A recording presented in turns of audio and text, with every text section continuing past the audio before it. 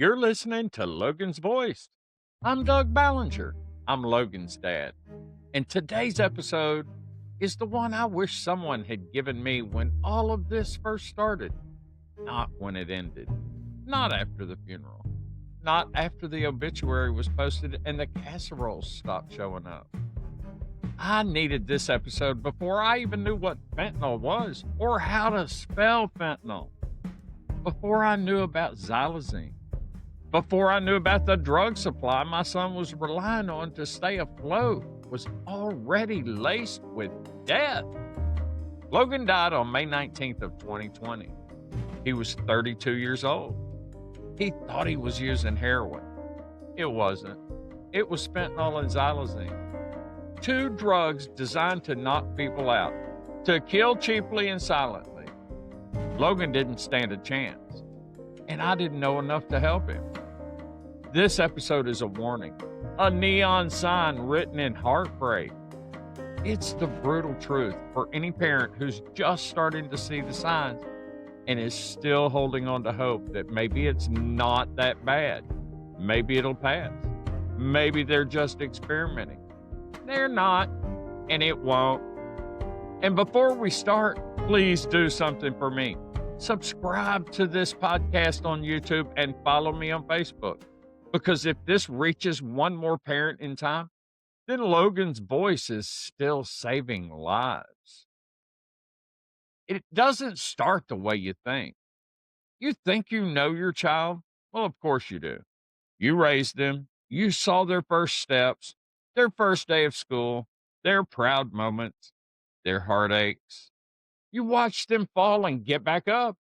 You know their laugh, their anger, their fear.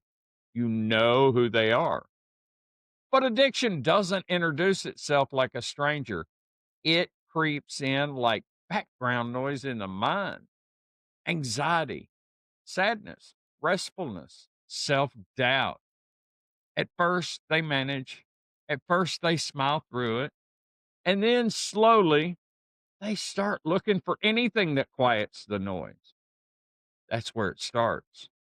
Not with needles, not with back alleys, with the internal pressure to escape something they don't even know how to explain. It's like the frog in the pot of water. If you drop the frog into boiling water, it jumps out. But if you put the frog in cold water and slowly turn the heat up, it never realizes it's being cooked alive. That's addiction. And when you're close to someone, really close, you often don't see the temperature changing. You mistake exhaustion for mood swings, isolation for independence, avoidance for privacy. You don't see the signs, not because you don't care, but because you're inside the heat with them. With Logan, it started slow. He was struggling, but he was smart, charming, and capable. I thought he was just going through a rough patch. He told me he was fine. I believed him because I wanted to. What I didn't understand was this: addiction doesn't explode, it erodes. It eats away at your child in small, quiet moments. Missed calls, sleepless nights, money that goes missing, a changed tone in their voice, a flash of panic when their phone rings. Little things that don't scream problem on their own, but when you string them together, you see the pattern. And if someone had said to me, Doug, I think something's going on with Logan, I probably would have said what so many parents say: not my child. Don't say that. Please. If someone comes to you with concern about your child, don't let pride or fear speak louder than the truth. Don't be so determined to believe the best that you miss what's really happening. We don't want it to be true. We want to believe we're safe, that our family is safe. But addiction doesn't care how well you parented. It doesn't care how many soccer games you went to or whether you said, I love you every single day. It's not a reflection of your character. It's a reflection of how broken this world is. I wish I had seen the warning signs for what they were. Not rebellion, not laziness, not defiance, but desperation, self medicating, a cry for help wrapped in shame. And let me say this clearly: your child might not tell you they're using, but their body will, their eyes will, their behavior will. You can know your child, you can love them with everything you have, and you can still miss it. That doesn't make you a bad parent, it makes you human. But once you see it, really see it, you have a choice. You can turn away or you can lean in. I didn't lean in fast enough. I thought I had more time. I thought love was enough. I thought I understood what I was seeing, and I didn't. And now Logan is gone. So if you're hearing this and the water feels a little warmer than it used to, don't wait for it to boil. Jump, act, ask the hard question, sit in the discomfort, because the only thing harder than facing it now is facing it when it's too late. Love is not enough.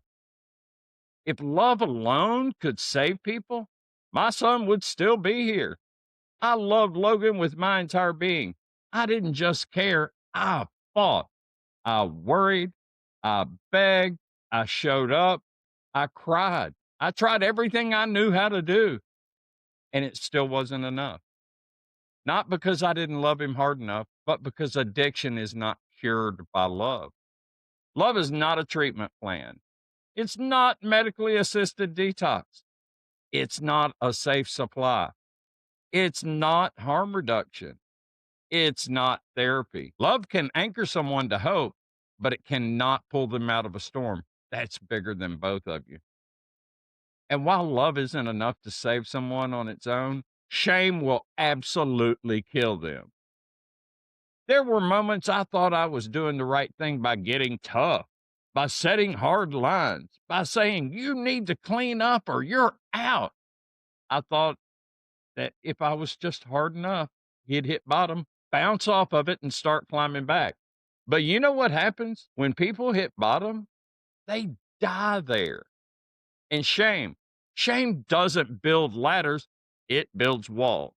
It tells the person suffering that they're broken, unworthy, unfixable, that the pain they carry is proof they deserve it. When we shame someone with addiction, we're handing them a loaded weapon and asking them why they're bleeding. When someone you love is using and you meet them with judgment instead of compassion, they retreat. And when they retreat, they use alone. And when they use alone, they die. I wish I had known sooner that the goal wasn't control. The goal was connection. That the power of staying close, of keeping the line open, could be the one thing standing between life and death. I wish I had said more often, I love you. I know you're hurting. I'm here. We'll figure this out. Because addiction thrives in isolation, and people don't recover in a vacuum. They recover in relationships. If you're a parent listening right now, know this: your child doesn't need more shame. They need more of you, your steadiness, your presence, your voice saying, I still see you. This is not about being soft. This is about keeping someone alive long enough to have another chance. Your love might not be enough on its own, but if you weaponize it as judgment, it could become what finally breaks them. So ask yourself this: do you want to be right, or do you want them to live? I know my answer now, and I live with the cost of learning it too late. And get this: the system is not coming to save them. You want to know the truth? The system is not coming. It's not even on its way. There is no Calvary. There is no safety net. There is no one tracking your child to make sure they live through this. You think if it gets serious enough, help will just appear? That if your child overdoses, they'll be rescued? sent somewhere safe, surrounded by experts and support. That is not what happens. That's the lie we've been sold so we can sleep at night. What really happens? You call a treatment center and they say, "We have a bed available in 4 to 6 weeks." You take your child to the ER and they get stabilized, maybe given a list of phone numbers and sent home with no follow up. They get arrested for possession and are dumped into a jail cell where withdrawal is treated like punishment instead of a medical emergency. And when you scream into the phone, "My kid is going to die," you'll hear a pause and then silence. Logan didn't die because he didn't want to live.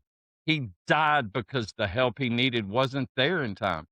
Because we treat addiction like a moral failing instead of a public health crisis. Because we fund police raids before we fund overdose prevention. You know what the system is good at?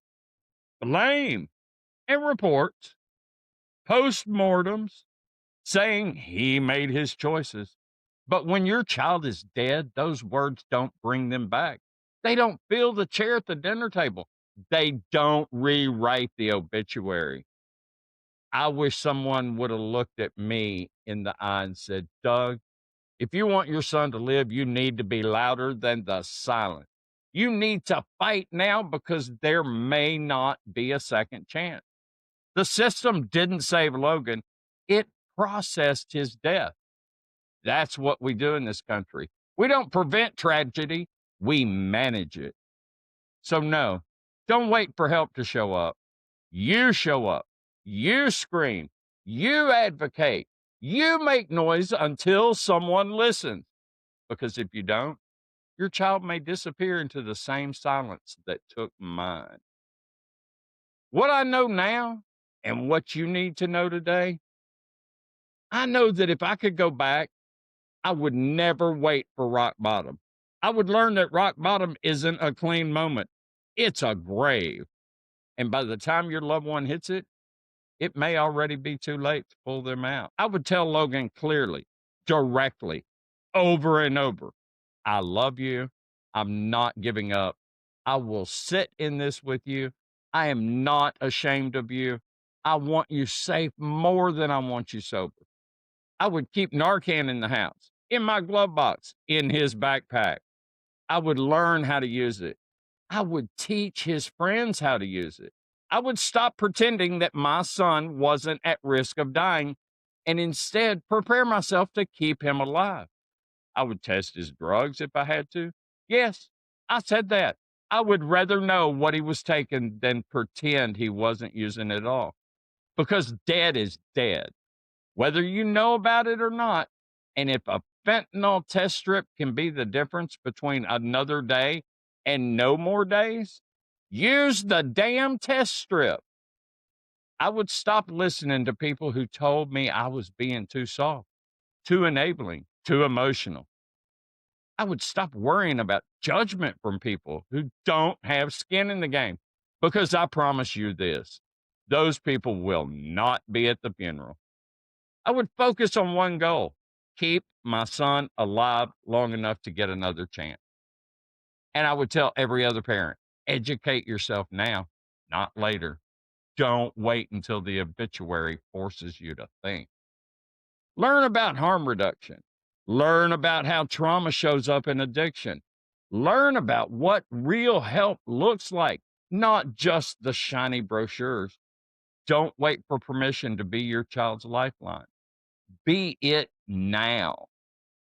If this moved you, share it with your friends, with your kids, with your community. Subscribe to Logan's Voice on YouTube. Follow me on Facebook. Visit logansvoice.org, because the only way this stops is if we talk about it louder than the silence that's killing our people. I miss my son every day, every hour, every breath. But I carry his voice now, and I'll use it until the system changes, until parents stop getting blindsided, until other families don't have to feel what I feel. I am Logan's voice. I am Logan's dad, and I will not be silent.